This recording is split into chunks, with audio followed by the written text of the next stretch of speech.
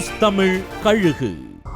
பொதுவெளியில இவ்வளவு சப்போர்ட் செஞ்சும் எதுவும் பேசாத விஜய் ரஜினி வழியில முடிவெடுத்துருவாரோன்னு பாஜகவும் அதிமுகவும் யோசிக்க ஆரம்பிச்சிருக்கான்.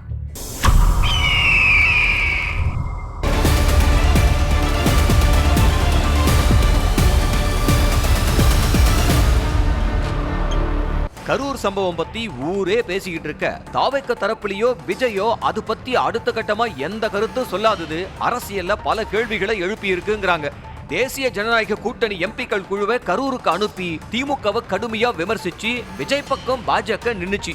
அதே போல அதிமுக பொதுச் செயலாளரும் விஜய விமர்சிக்காம தன்னோட பிரச்சார கூட்டத்துல திமுக மேலையும் அதிகாரிகள் மேலையும் கடுமையான குற்றச்சாட்டுகளை சொல்லி தான் ஆட்சிக்கு வந்தா யாரையும் சும்மா விட மாட்டேன்னு கொந்தளிச்சாரு.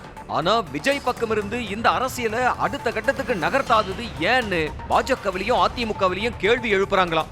நெருக்கடிகளை சமாளிக்க முடியாத ஒரு தலைவரா விஜய் இருக்காரோங்கிற சந்தேகமும், அவருக்கு அடுத்து இருக்கிறவங்களும் விஜய்க்கு அடுத்து என்ன செய்யணுங்கிறத சொல்ல தெரியாத நிலையில இருக்காங்களாங்கிற தோற்றத்தையும் உருவாக்கி இருக்கான். காரணம், கரூருக்கு அடுத்த சனிக்கிழமை வேலூர் ராணிப்பேட்டை பிரச்சாரத்துக்கு விஜய் கூட ஆதவ் அர்ஜுனா போறதா இருந்துச்சான். கரூர் சம்பவத்துல எல்லாமே தலைகீழா மாறி போக ஆதவ் அர்ஜுனா அதே நாள்ல டேராடூன்ல அவர் பதவி வகிக்கிற பாஸ்கெட் பால் பெடரேஷன் நிகழ்ச்சிக்கு போயிட்டாரு. கிட்டத்தட்ட அரசியலுக்கு வர்றதுல தீவிரமா இருந்த ரஜினி ஒரே அறிக்கையில பின்வாங்கின மாதிரி விஜயும் அவர் ரூட்ல போயிடுவாரோன்னு பாஜக டெல்லி மேலிடத்துல ஒரு பேச்சு ஓடிக்கிட்டு இருக்கான்.